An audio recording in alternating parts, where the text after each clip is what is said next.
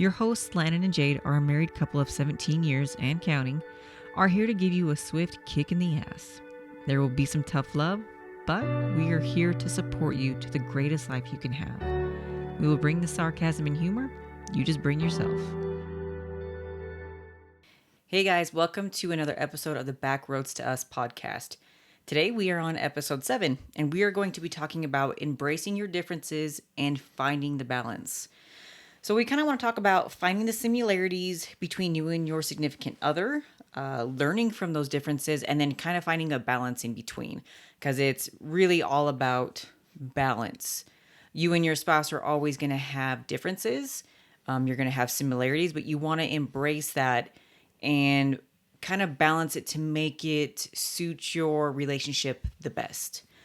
So let's talk about, let's break this down into 3 things. So let's do number 1 is how do you love and how do you communicate that to the other person?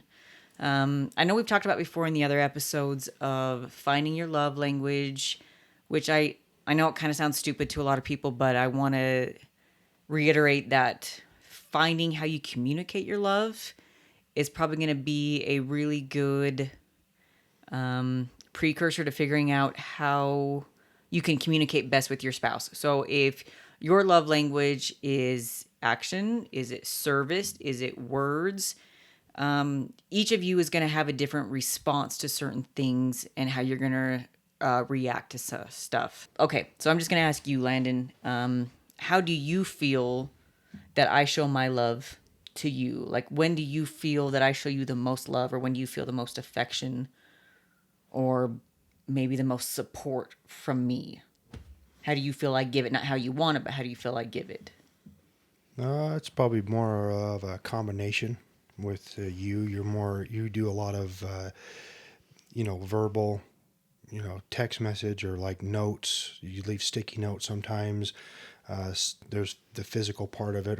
You're kind of more, I don't want to say, I guess, all over the place with it. Like it's not just more concentrated in one area. You tend to do, like, you see your parents did the same thing. You more like say I love you. You use words more. You, like I said, sometimes I get up for work in the morning and there's a sticky note, or you get in the car after swings and you text me something. So it's a little bit more of a wide array of things, I think. So it's not just one specific thing. It's multiple things. I do that for you.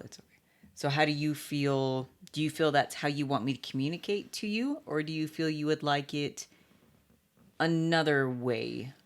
No, I mean, that doesn't really matter. I mean, I think as long as you're feeling that you're receiving it in some way, I don't think that the way it comes off, unless you have a specific way you like it, I don't think it really matters. To me, it doesn't matter as much as long as you feel that you're connecting in that way. So you say it doesn't matter, like, not that you're saying it doesn't matter that I do what I do for you, but you're still receiving what you want, but the delivery isn't. I think it's more just you're thing. receiving a recognition or something of that nature. You're feeling like you're loved. Some people may have a certain way that they like it. They may like the more physical, the touching, the whatever. They may like the affection as far as words are concerned, or the constantly saying, I love you, or whatever it is. I don't really have a preference. It's just more or less whether it comes in whatever form, you realize it's there. I'm not real picky with how I like it, I guess. I'm more of I'm more of the, I guess the action part of the physical part. So I do enjoy that part. But when you hear the words, or you hear or see like the sticky notes or the little notes, you still get the same feeling to an extent where, that person's actually thinking about you. So I'm not real picky with it. I remember when we were first married, I think I started doing the words, and I actually started like a little journal. Remember that? I started like a little journal thing. I think it was after a couple years after we were married. And he would be at work or something, and I had a hard time expressing verbally how I felt towards him. So I had kind of this nice little journal, and I would write kind of like, sticky notes, but I would write it in a journal for him. And when he would come home or something, there would be this journal, and it'd be like a new entry, but it would be how I felt towards him, or, some way to let him know that I loved him, just because at that point in my life, I had a really hard time verbalizing how I felt. As I got better, I kind of stepped away from the journal and got more of saying it. Obviously, we got more into cell phones, so it was more texting and things like that. But I felt like at one point there was that miscommunication between us where I wasn't giving you even verbalization of love because I think the physical kind of sometimes I got away from it. So let's flip this over to me. So how I feel that you show love to me and how you communicate it. You show love in the fact that yes, you're not as vocal, um, but you're very. I guess I would put you more as a doer. You like more acts of. You show me more acts of service. Something as simple as making sure if the car needs serviced or the lawn needs mowed. The manual labor things. Landon makes sure he does all of that. He makes sure if when he's not busy, if he's running to the store, what do you need? What can I get for you? It's very, what can I do for you? I'm not busy at the moment. What do you want from me? What can I do? So I'm not really ever having to ask you to do anything. Or if I do, you're really good about it. If I say, hey, I need this, you may give me a little bit of shit and say, oh, you want me to do that? But you always do everything I ask if I'm too busy. And to me, that shows acts of love because you could be a pain in the ass about it. You could say, well, I don't want to do it. I don't have time for that. You could make it more of a pain than it is. So for me, while that's not my form of expressing my love, receiving that love from you in a different form, like you said, you're not picky about it as long as you. I think, okay, so let's throw that as we each have different forms of showing our communication of love, but we receive it differently. Well, yeah, and I think there's a lot of you couples got to realize too that you may not understand or recognize that that's the form of communication, love, whatever that's being given to you because it's not what you're used to being given. That maybe that's not what you were given when you were a kid, but like, if your husband's out there and they're doing these, action things or these acts where they do things for you, they're asking what they can do, they, picking stuff up for you, they're making sure the lawn's mowed, they make sure you never have to shovel the driveway if you live somewhere where it snows, or they're doing things like that. And they buy you flowers randomly. They do these random things, and they do things so you don't have to. The wife may not realize that that's their way of giving, Yeah. and that's maybe where you take a little step back there and realize that, hey, all this stuff that they're doing for me, that's their way of showing me that they care for me. And you may not realize that because that's maybe not what you received when you were a kid. Maybe that's not what your parents did. Maybe that's not what you see like another couple doing. So you assume that you're not getting the love from your significant other when in fact that's just the way they show it. So I think that you just need to make sure you realize and don't take for granted those little things that are being done back and forth, because that just may be the way that person expresses that. So Yeah. don't take that for granted because it may be there. You gotta recognize it. Yeah, and I think a lot with couples, especially like the ones who split up, they always look back and say, "Well, I wish I would have done this," or "I wish I would have realized that they actually did That's love me always a or care hindsight about thing. So me." it's like Yeah, before that happens, look at it and say, well, are they actually doing things for me that makes them think that they care? You just may not be understanding that, hey, they go do this for me every day and I don't even ask and I don't realize that the thing they're doing is that's how they're showing me that they care about me. You just don't understand that because of you may be blind to it because you're right in the middle of the situation. So take a step back from it, look at it from a different perspective, and say, well, yeah, they're doing all this stuff for me because they care about me. Or, like you take for granted, like if your wife leaves you a note every morning when you get up for work, you may just not recognize what it is because you see it every day. You see it every day, and it's just like, okay, here's another note, yeah, whatever. But I mean, you realize that that's just the way that it's being communicated to you that they do care about you. So don't take the little things like that for granted because some of the simplest things are just the way that somebody's showing you that they care for you. well, and think about it that way. If that person, let's say, was leaving you notes or doing this act of service all the time for you, and then all of a sudden they stop doing it, Yeah. wouldn't that be a kind of a red flag of something's wrong or they're not thinking about me anymore? Even if it's not your love language, you're still not receiving that thing Well, from yeah, and them. if you don't recognize the little thing they're doing when they stop doing it, you may not even recognize that either. It's like, oh, okay, they stopped writing notes, no big deal, but something's off. So if you want to be loved, your love language, or if you want to be loved a certain way, then you need to be open enough to look at your spouse or significant other and say, well, they show love this way. Maybe I need to try to love them in that form, and they're going to try to love me in my form and try to accept maybe their different form Or, of love. yeah, I mean, even if it happens, I mean, it can go simple as just verbally communicating the fact that, hey, I really like it when you leave the notes, like appreciate it, the text messages or whatever it is. I really appreciate that you mow the lawn every week, and I don't even have to be involved with it. I can go do my thing, or while you're mowing the lawn, that's when I have my time to do my thing. So, I mean, just try to recognize it and show the appreciation for the things that are being done, even through household chores. It could be just as little as, say, you do the dishes every week, every day, whatever it is, and say, you get that thing where it's like, okay, you do the dishes one day for them, and it's just, you're showing a little bit of act of kindness there, that you care about them because you're taking something away from them that they normally do and didn't have to do. I mean, it can just be little. It doesn't have to be big major things like you know, most people think that showing your love has to be this big thing, taking you someone out on like a expensive date, and that's all great because that needs to happen too. But this can go on every day for just the little acts of kindness just through your relationship. Mm-hmm. Sometimes the small things, multiple small things, compound to be a big thing. It can make more of an impact on you than one big thing, because usually the one big thing is like this one big production, and then you don't get anything at all.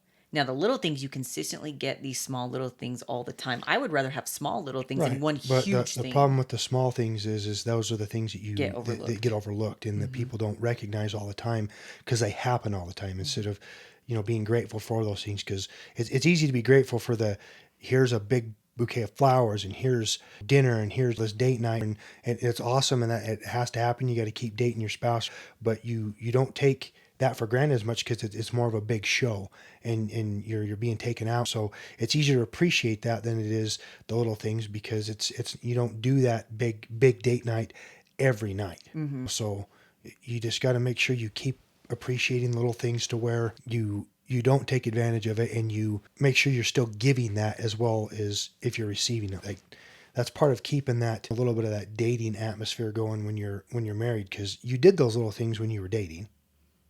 So don't stop doing it. I mean, we've talked about that before, but that's when you start, growing apart. Because even if I stop doing the things that you think that and appreciate that I do for you, then obviously, okay, what's going on? What's wrong? Like, something's off, because you stop doing these little things that you've done for 5 years, 10 years, however long you've been married. So you got to recognize those signs as well, to where maybe that's a something that comes up, like, hey, we need to talk. What's going on? You don't seem like you're in the same state of mind or the same mood, or something just seems off. Is everything okay? You should be able to hopefully recognize those things, so you know how to read your partner.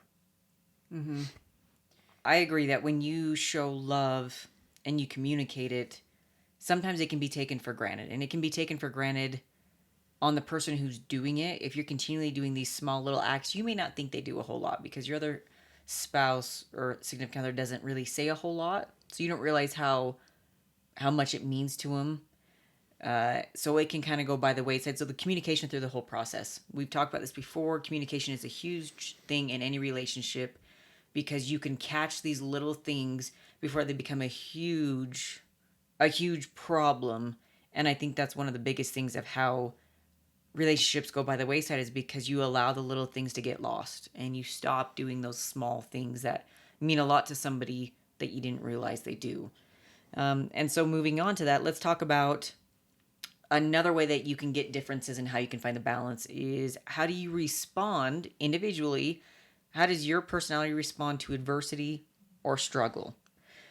I think in a relationship, you usually get someone who is the strong one when it comes to problems. You get someone who's the supportive one, someone who kind of breaks down. So you have the one person who's not as strong, the other one who builds them up, and vice versa in all aspects of the relationship. If we get into like adversity or struggle, if you go through ones, each of us have a different personality. So your personality, I'm going to say, like you said, you're very passionate. You're very aggressive with your personality. You feel all those things. So if a struggle comes up, it hits you really, really hard. And you vocalize it, you feel it. Like you can tell when something is bothering you. I think I'm a little bit more on the opposite. You can tell, but I'm not as bad, and I try to look at the bright side and find things. So I feel for us, where we're different, for us to find the balance is when you are feeling super overwhelmed, when whatever problem you're going through is a little too much. I could fall down that rabbit hole with you. I could tell you, yes, this sucks. Yes, this is a horrible problem. Oh my gosh, I don't know how you're going to get through it. I could do that. But how is that benefiting this situation? Like, all we're going to do is go deeper and deeper and deeper into the rabbit hole. Like, I can sympathize with you and say, I understand your problem.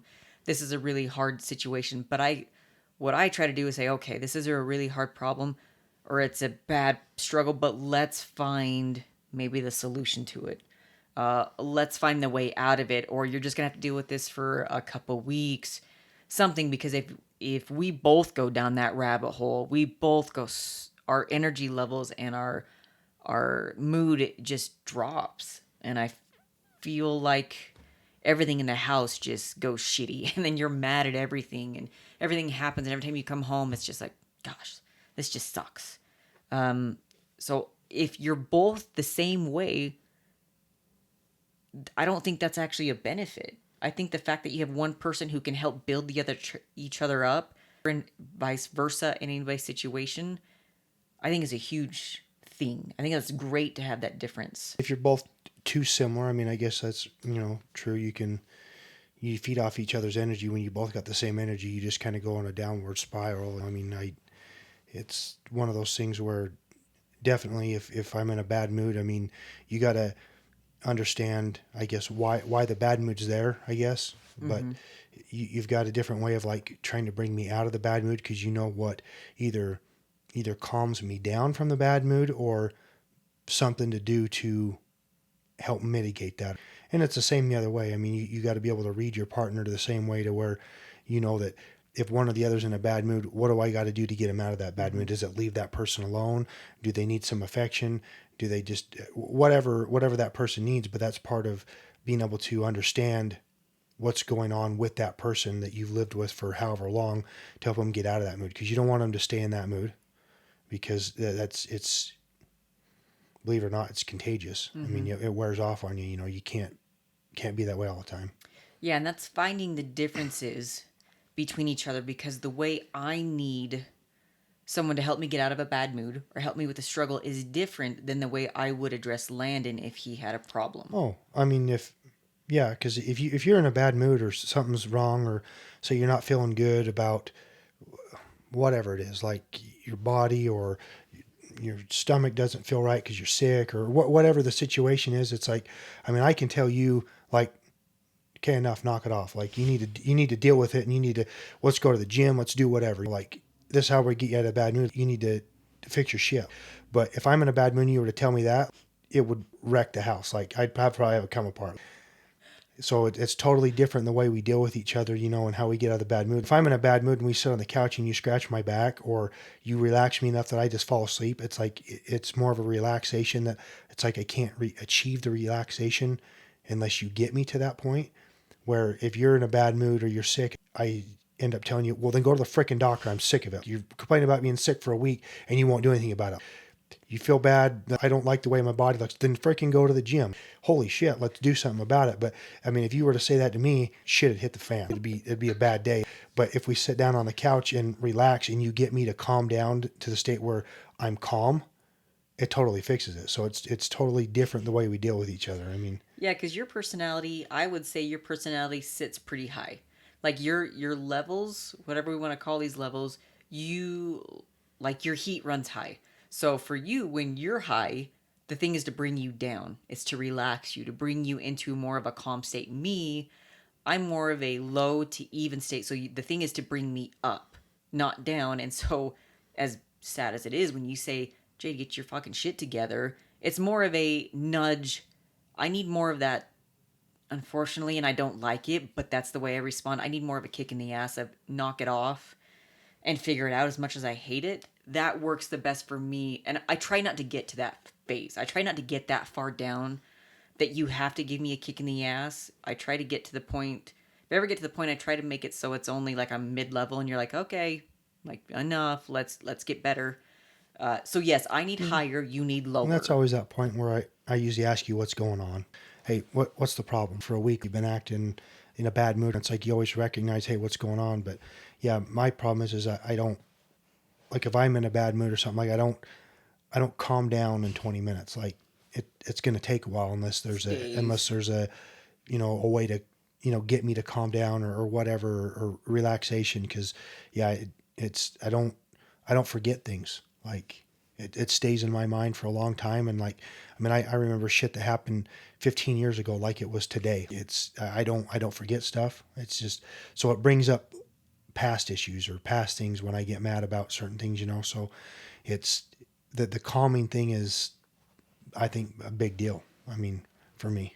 Yeah, and I can tell that with your energies. It's always making you feel, like I said, it's bringing you down to where you feel calm, when you feel relaxed. Like I try to think of weekend landing, vacation landing. That's what I always try to get you down to, because that's when I can see it in your face, when you feel the most relaxed, when you feel free, when you don't have all these worries on top of you. Um, that's what I always try to get you down to. Sometimes you're not going to. Sometimes the other person is just going to be stuck in that phase, and there's only so much That's you can that do. supportive time. I mean, you just Yeah. got to be.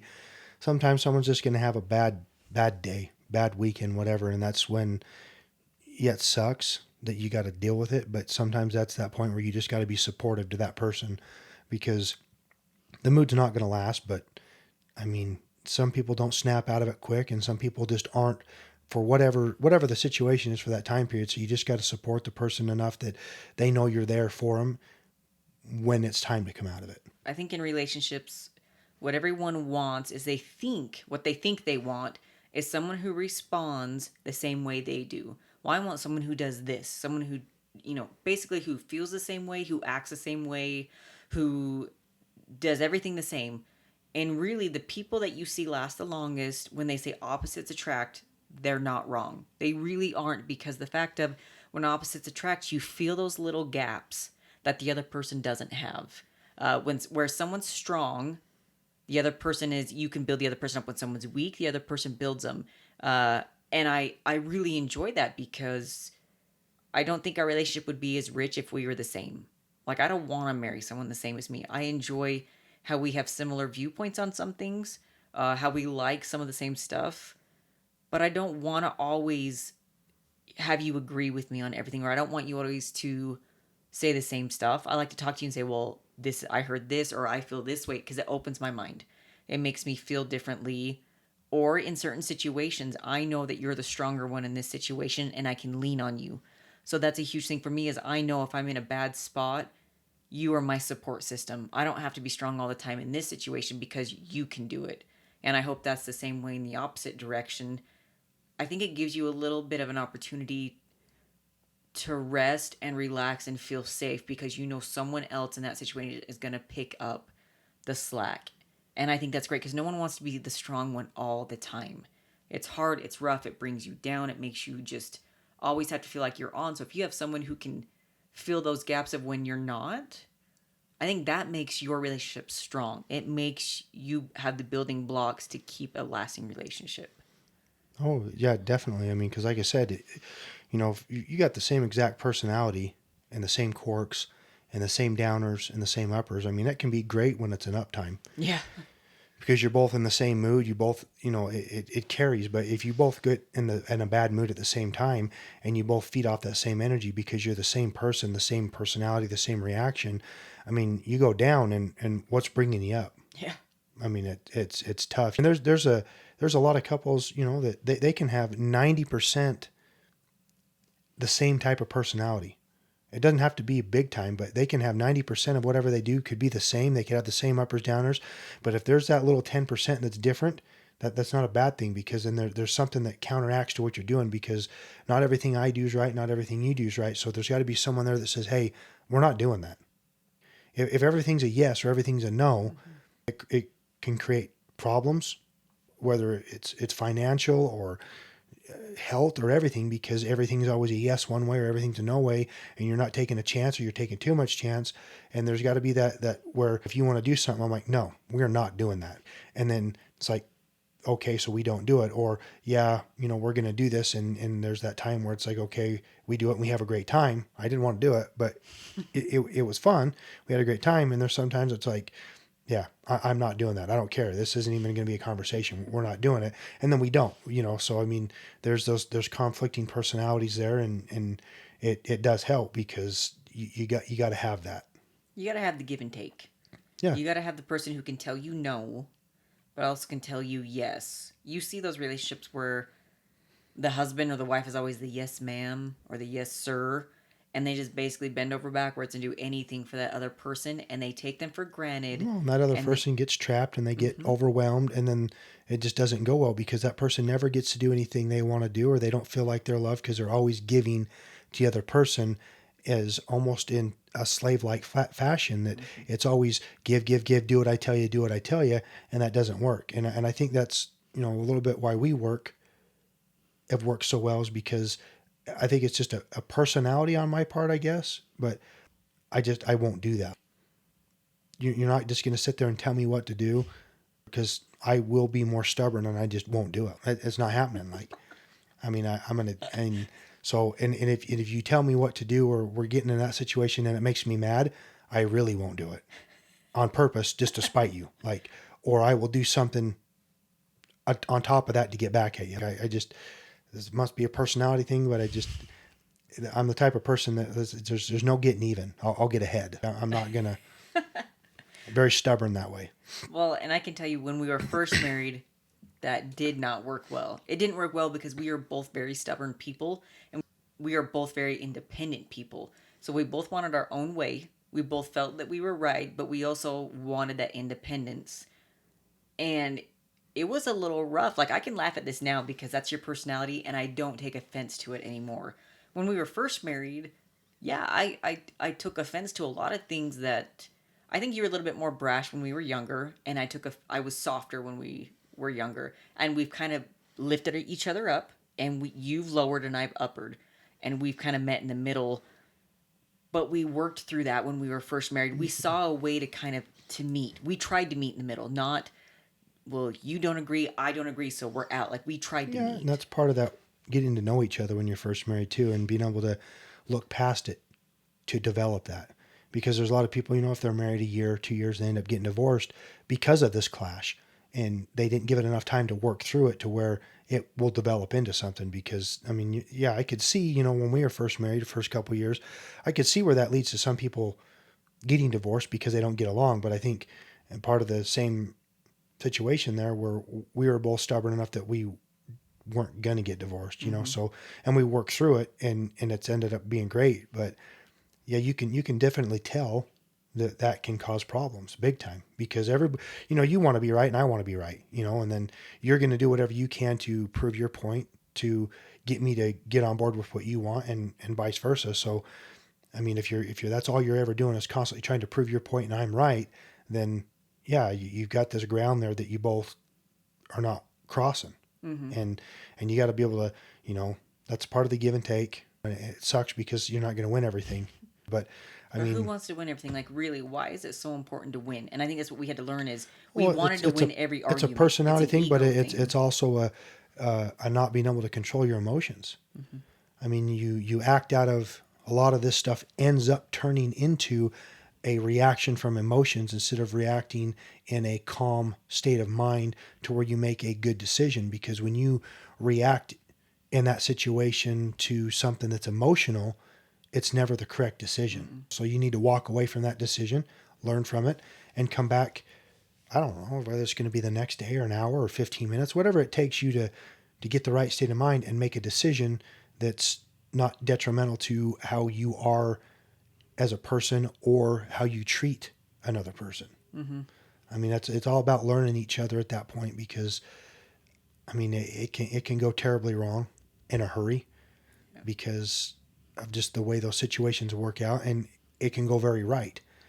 And at first it's going to go wrong, 100% Yeah. guaranteed. It's never going to go right the first time, but that's when you got to learn to work through it. And how do I work through it, and what do I do to work through it, and how do we make it better so that the next time this happens, we already know, hey, we're starting to argue, we're starting to get heated, so let's stop. Let's talk about it again in 15, 20 minutes when we're calm, so because it's going to go bad in a hurry and you don't want it to. We've had our arguments and stuff like that too. So, and it's just a matter of working it out to where you can both be on the same page. It's kind of stupid. I mean, you get in arguments over some of the dumbest stuff. Mm-hmm. And in the heat of the moment, it's not dumb. But when you look back at it 2 or 3 days later, it's like, why were we arguing about that? I mean, that was really stupid, So, and that could have went really bad. But if you learn how to work through it and learn how to read your partner and learn how to, calm the other person down or whatever, then you're in a situation where it's healthy to argue and you work through it. It doesn't go too far. I mean, an argument's not a bad thing. You're going to have a disagreement. You talk to mental health professionals you want to talk to, and they'll tell you that an argument between couples or disagreement's actually healthy. It's good to have a conversation. It's good to deliberate. It's good to have that. But if you can't control where that goes, it's not good. Yeah, because everyone wants to say that. I think everyone wants to get away from arguments, disagreements, from confrontation. The world now is soft. They want to get away. They think everything should just be Well, happy, because should be everything offends easy. them. Everything's Exactly. offensive. Yeah. And so if you bring that into relationship, yes, anything the other person says, you could take offense to that. You could have an argument. You could have a blow up.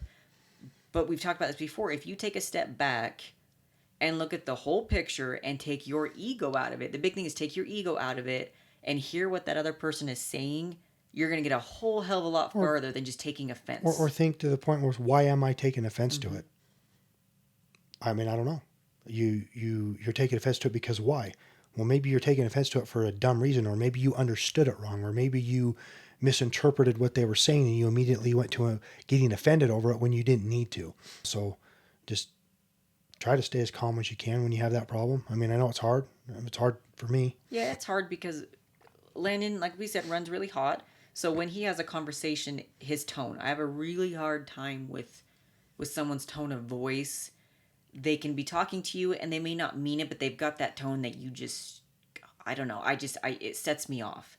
And I really had to learn to not react when you have a tone of voice that makes me mad because I feel like you're being rude or disrespectful when you're not.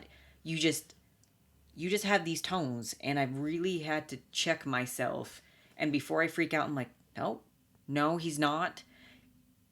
I think sometimes when we've gotten arguments, it's because I've taken your tone differently than what you meant it. And I know we've had that conversation where I'm like, why would you say that? And you look at me like, why did you take it that way? I didn't mean it.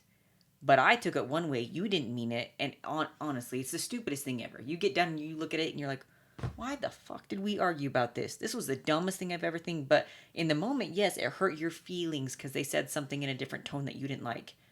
And I look back and get mad at myself. I'm like, are you serious? You got mad at that.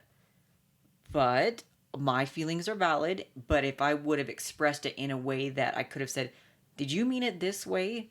And he could have said yes or no. But instead, I took offense. I dragged us into this direction when that wasn't the direction we should have went. Yes, you guys, you can make it. You can take things in any direction you want to go. Women can throw things out of proportion. We always laugh about that. A woman can twist words. They can take a man's comment and just flip it the opposite. And I do that on purpose for you sometimes because it's just funny to see your face. But I think the fact of, again, you need to embrace each other's differences, understand that you're both different, embrace that, and then find the balance. Don't ever try to be exactly like them. Don't let them to be exactly like you.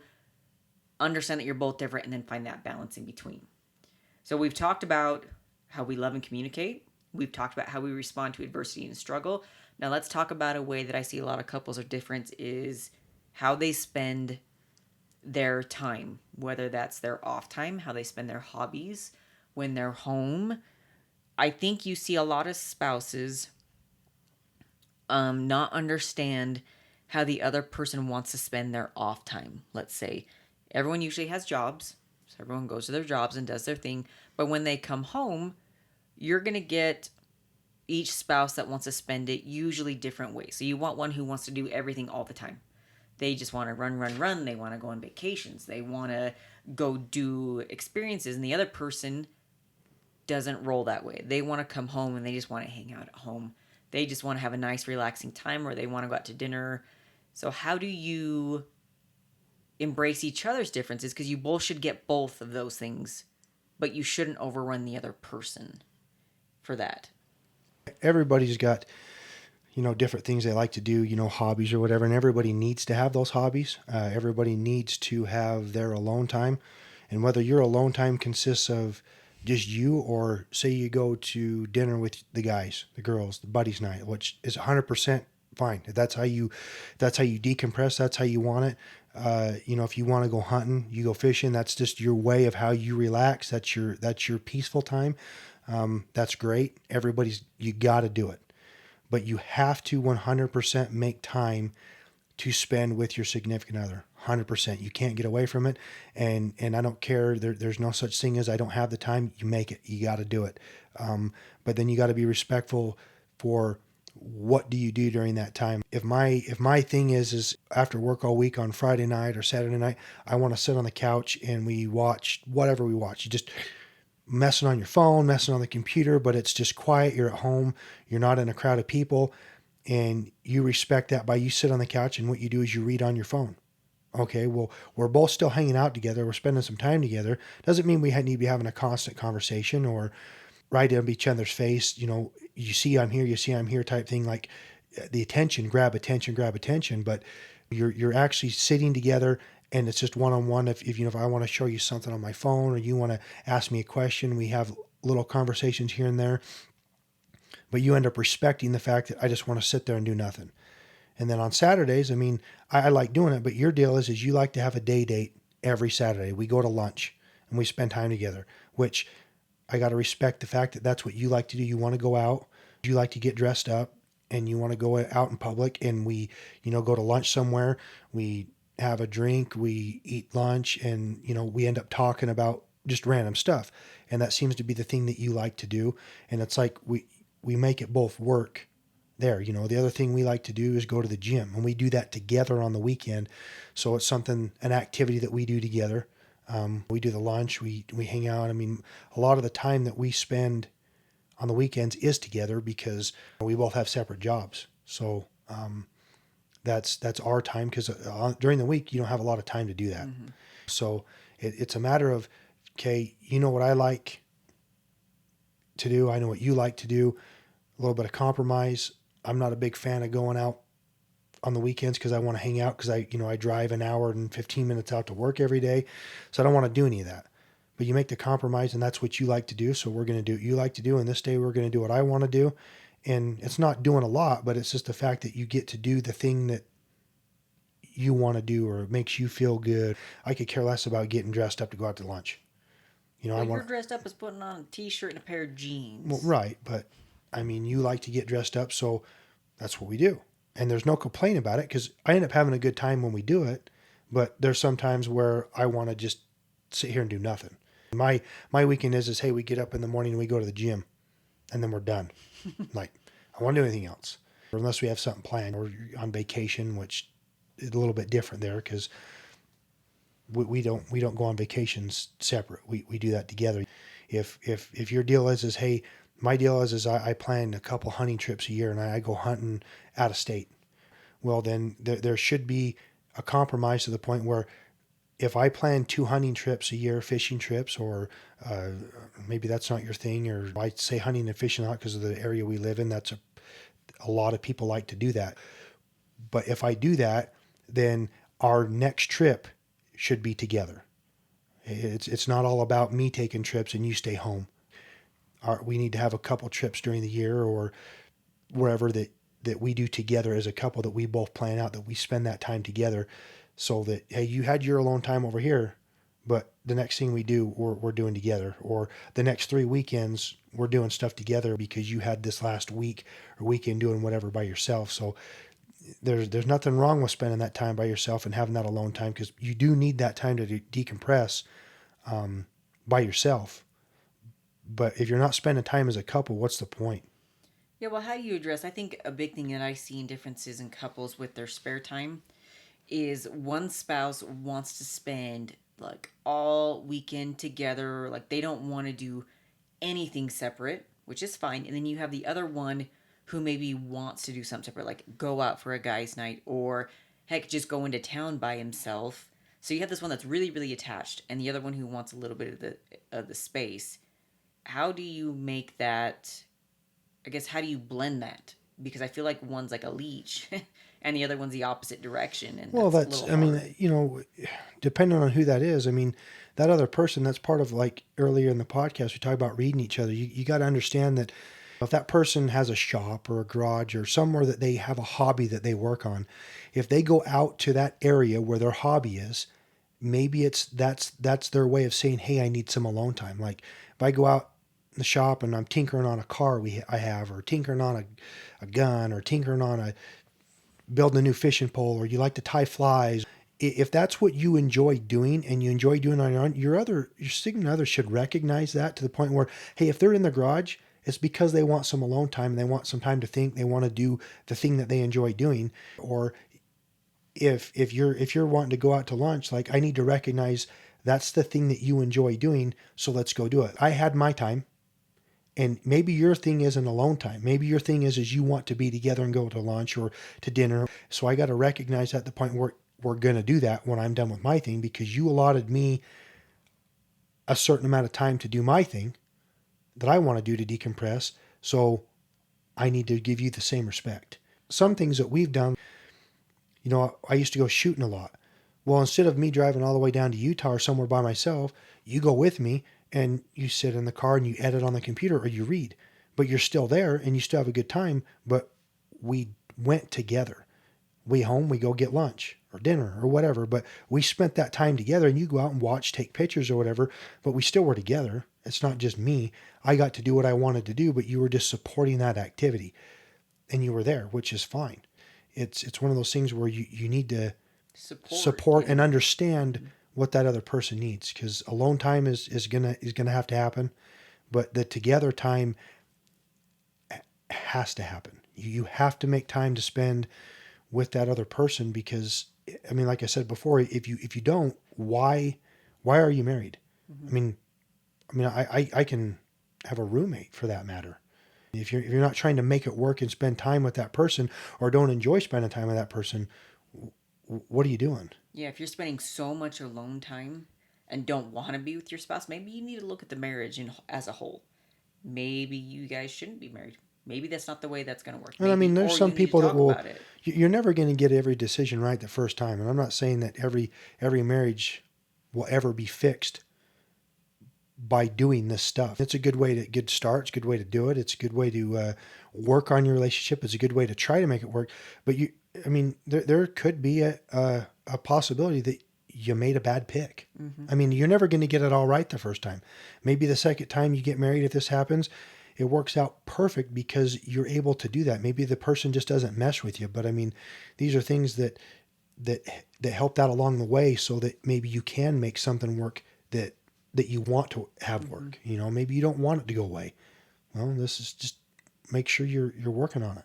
Yeah, because again, it's all okay to be different. I think as a human being, I think we all enjoy having our differences. It makes us feel unique. It makes us feel But you need to special. respect that uniqueness. I mean, Mm-hmm. because no one's going to be exactly like you are and like everything you like. If I like the aspect of going up in the mountains and going fishing, and you don't like that and don't want to go, that's 100% fine. But you got to respect the fact that that's what I like to do with my downtime, and allot me certain amount of time to do it. Mm-hmm. And I got to respect what you like to do. And maybe your thing is the together time. So we got to make time to do it.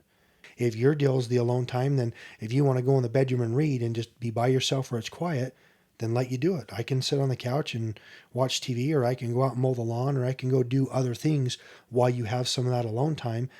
And it's just, you got to allow that person to have the thing that they like and enjoy to, I mean, that's your decompress time. Mm-hmm. That's your time that you think and have some quiet time, because there's some people that don't need that quiet time.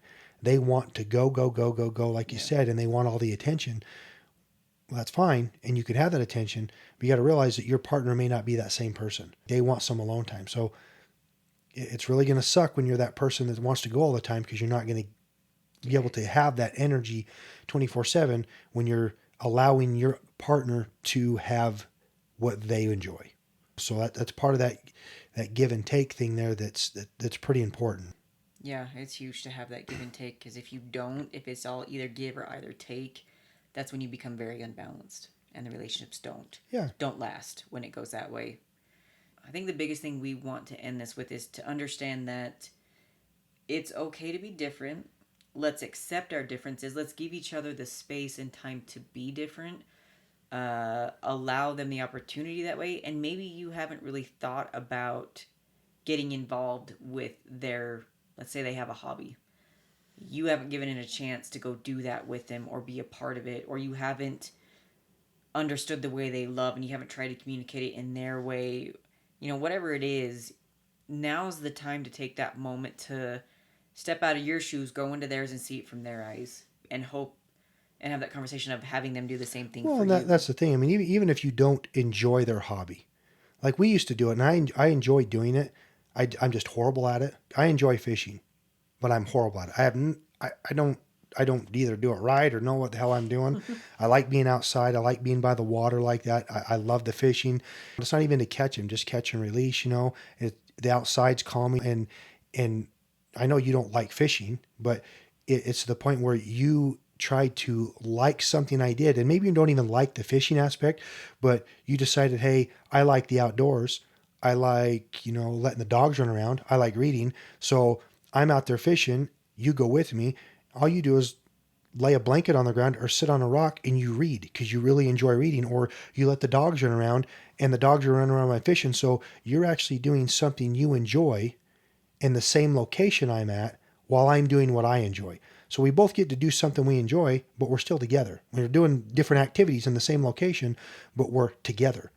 So like we go to, Same thing as snow machining. I yeah, enjoy and love snow machining. Landon, not so much. He doesn't like the cold, but we got him a snow machine, and he went for a few years with me because that was my big thing, and I've done it ever since I was a kid. And we did it for quite a few years, and he came along with us. He didn't really enjoy it, but he would go with me to support me because that was my thing, and I love it. So we tried it, and sometimes you have to understand that some of your hobbies that you had before you were married won't follow you into your marriage. I honestly had to learn that because some things that I love and still love just don't work when you're trying to make your marriage for a couple work. You're just going to lose some of those things, but it's okay well, because you're going to gain some yeah, other you're going stuff. to gain some other stuff that you find that you enjoy doing together, Mm-hmm. and that's the way it should be. You should find hobbies, and I'm not saying get rid of all your hobbies, because there's some things that just there's got to be some give and take on There's the just things you like core to of you do. that you like, yeah. But you need to find those hobbies that you can do together, or things you like to do together, because that's why you married that person, is because you want to be with them. I did a lot of shooting when we were first married, and I don't know how much you like to shoot. I mean, you did a little bit, but you found something to do that you enjoyed while I was doing that. Mm-hmm. So you just went with me, which is great, because we still spend the drive together. We still spend the time together. So that's great, because you still get a connect on some level. And then the more you go, the more you get a little bit interested in it. And then we can, Converse about yeah, it. talk about it. Mm-hmm. And like the big thing when we first got married is, like, my big thing was working out. I've done it since I was a freshman in high school. It wasn't your big thing. Now, over the years, you've got more into it and more into it and more into it. And now we do it together. And that's one of the things that almost kind of irks us when we don't get to go, Yeah. to the gym, because we really enjoy doing it, because we feel better. And then, you go to the gym and you feel yourself getting stronger. And every week you get better and you get better and get better. So next is something you can track progress with, and see yourself getting better. And I can see you getting better, and vice versa. So you can actually help each other along with the motivation when you do that kind of activity together. So that's one of the things that's really helped us, is the gym, Well, and just you finding know? hobbies that we can do together. Like I said, we tried different hobbies. Some of them we liked, maybe more than others. Some of them we tried for a little bit and they kind of fell to the wayside because we realized that the most important thing was us, and whether or not, like, my hobby that I loved didn't coincide with what we were trying to build as a marriage. So that one kind of went by the wayside. Now, if it was super, super important and I had to have it in my life, you would have tried to make it work. And we would have, but my importance in our marriage was us. And same thing with any of your hobbies. If it was super important, you basically made it known and we've tried. If it wasn't, they kind of go by the wayside because as you grow older, I think your hobbies change too. You find new loves, new interests, Right, and then and those things. new things you find that we found like benefit the both of us. And then we had to. It's at this point that we've been married long enough now that the hobbies that we do, we both enjoy, so we get to do them together, which has been nice. So we don't have to. Our situation is unique because we don't do a lot of things, hobbies separate, because we have ended up liking a lot of the same stuff and do that kind of thing together. So we're able to do it as a couple together and enjoy those things together. So, our situation has been different because not everybody's that way. Some people do like to do those things on their own, and like I said, that's fine. But you got to find that happy medium Yeah. where if it's by yourself, you're also doing stuff as a couple. But we've been pretty lucky to the fact that a lot of our stuff has kind of grown into the same hobbies, and we do it all together. And Grown is the key yeah, word. It's yeah, grown. Like, we've it grown a took a lot while together, to get and there. it has taken a while. But I mean, I don't think we've ever taken a vacation without each other. I mean, I don't do guy trips. It's just something I've just never done. I'm not saying it would be a bad thing or a bad idea or wouldn't be fun. I just never really done it. I mean, everything I do, you've come with me, and it's worked out for us. And I know some couples can't do everything together because they need alone time, and if that's what you need, then yes, do it. I mean, you gotta have that medium to where you're not irritating each other as Yeah. well. I mean, because that can happen. If you're irritating each other that much, you need to maybe ask yourself why. Well, what's going on here? Why is if we spend too much time together, why do we irritate each other? Like, or why am I letting what you do irritate me? Because it may just be your personality, just the type of person you are, and it's irritate me. It's like, why am I letting that irritate me? So it's tough because you see a bunch of different people all do it a different way, and some people this way works for them, but this way doesn't. Like the way we do it may not work for this couple because they don't want to be around each other 24/7. They need the alone time, and it's fine, but make sure that you're able to adjust to each other to the fact that if that other person needs something, you can read them enough that you can give them what they need. And they may just need something small from you, and then you go do your own thing, and they just need something small from you, and then you can go back and do your own thing, or they need a little bit more. You need to be able to read that a little bit so that you keep your other significant other happy to the point where they feel loved all the time. Yeah, you should be able to have your own things that you like, and the way you communicate and the way you love and the way you deal with things. You should be able to do it in your own way, but still have respect for the other person in your marriage and how they do it as well. You shouldn't try to get this other person to be exactly like you because you need to love and accept who they are. I think you also need to understand that some of the things that you don't like won't change. It's just not going to. You can't force someone to change to be something different, and there needs to be a little bit of grace and forgiveness for the person to do that. Allow them to have their space. Like we said, be different. Stop focusing. That's a big thing. Stop focusing on those things that don't change. If there's something they do that just irritates you because they don't talk to you this way or they don't deal with things the way you do, it's okay. It's okay. And you need to stop focusing on that. Try to build up on the relationship, on the things that they are doing right, and stop tearing them down to make them feel worse. Let's build them up. Let's make them feel good. Let's sit by their side and support them into being the person that you want. Because if I'm going to continually tear you down, Landon's not going to change into somebody who I want him to be or who I know he can be. But I'm not trying to change Landon. Well, stop trying to change the Yeah. person. Just accept them for who they are. And if there's something that really irritates you, they do. That's like we said before. Like, look back and say, why is that irritating me? Why am I letting that thing that they do irritate me? And maybe it's actually you. Maybe you're just letting something dumb irritate you, and that's fine. But maybe it's something you can adjust, and then maybe it doesn't bug you anymore. Maybe it's just an adjustment you need to make. Because, like you said, you're never going to fully change a person, and you shouldn't. You shouldn't want to take someone's personality and the way that that person is and change them, because that makes that person who they are. Mm-hmm. So you didn't have a problem with it when you first married the person. So why is all of a sudden it a problem now? Why are you wanting them to change? Let that person be who they are, and just maybe say, why does that irritate me so bad? Like, that shouldn't be irritating me just because they do this thing this way or they say something this way. Is it really that important that it makes you that mad? Maybe just let it go.